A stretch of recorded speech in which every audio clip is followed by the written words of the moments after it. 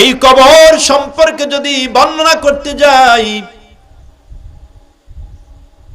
বিশ্ব নবীজির কলিজার টুকরা বেটি ফাতেমা রাদিয়াল্লাহু তাআলা আনহা কবরের বর্ণনা দিয়েছেন। কবর বড় কত ভয়ঙ্কর জায়গা দেখেন। মা বোনদেরা আলোচনাটা এর ভিতরেই চলে আসবে। বাড়ির ভিতরে পর্দার আড়ালে যে সমস্ত মা বোনেরা বসে আছেন, খেয়াল করে দেখেন, আপনাদের এই ব্যাপারে আলোচনা শুরু হবে।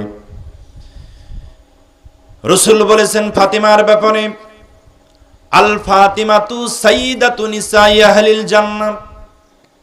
রাসূলের মেয়ে ফাতিমা হবে জান্নাতি সমস্ত নারীদের সর্দারিনী, নেতৃত্ব প্রদান করবেন ফাতিমা।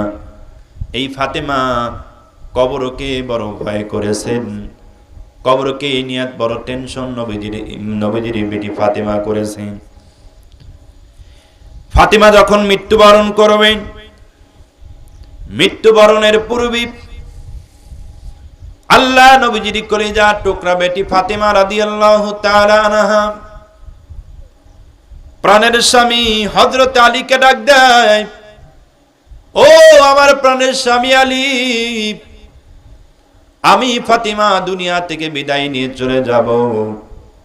আমি ফাতিমা দুনিয়া থেকে বিদায় নিয়ে চলে যাওয়ার পর এই দুনিয়ায় আপনার কাছে আমার কয়েকটা ওসিয়ত আছে। এই ওসিয়তগুলো আপনি যথাযথভাবে পালন করে দিবেন।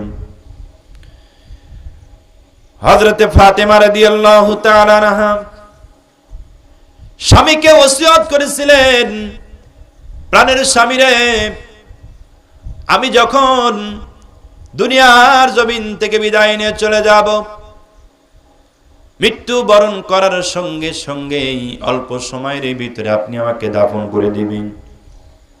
দাফন করার জন্য বেশি মানুষের দরকার নাই, অল্প মানুষ ডেকে আমাকে দাফন করে দিবেন। এই জন্য অল্প মানুষ নিয়ে দাফন করবেন। কারণ হলো আমি সারাটা জীবন পর্দা করে চলেছি, পৃথিবীর কোন বেগানা পুরুষ আমাকে দেখতে পারে নাই। সারাটা জীবন আমি পর্দা লঙ্ঘন করি নাই, পর্দা মেইনটেইন করে আমি চলেছি। আমার প্রাণের স্বামী, আমি রাসূলের বেটি ফাতিমা, আমি যখন মৃত্যুবরণ করব, এই সংবাদ যখন চতুর্দিকে ছড়ায় যাবে, আমার বাবার লক্ষ লক্ষ অনুসারী আছে, তারা পাগল পারা হয়ে আমি ফাতিমার জানাজায় হাজির হবে। কারণ আমি রাসূলের বেটি, সেই কারণে তারা পাগল পারা হয়ে জানাজায় হাজির হবে।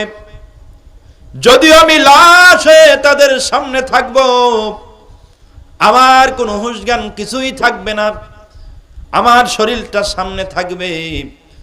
তারা যদিও আমাকে দেখতে পারবে না, তবু অনেকেই হয়তো মনে মনে কল্পনা করবে, ফাতিমা রাসূলের বেটি এত বড় লম্বা ছিল, এত বড় স্বাস্থ্য ছিল, এই যে বলা বলি করবে, আমার প্রাণের স্বামী, আমার পর্দার লঙ্ঘন হবে, পর্দার ব্যাঘাত ঘটে যাবে। এই জন্য আমি চাই না পর্দার লঙ্ঘন হোক। সারাটা জীবন পর্দা করে চলেছি, এই জন্য অল্প মানুষ দেখেই আমাকে তাড়াতাড়ি করে দাফনের কাজ শেষ করে দিবেন। সুবহানাল্লাহ বলেন। আমার প্রিয় ভাইরা, একটু খেয়াল করে দেখেন,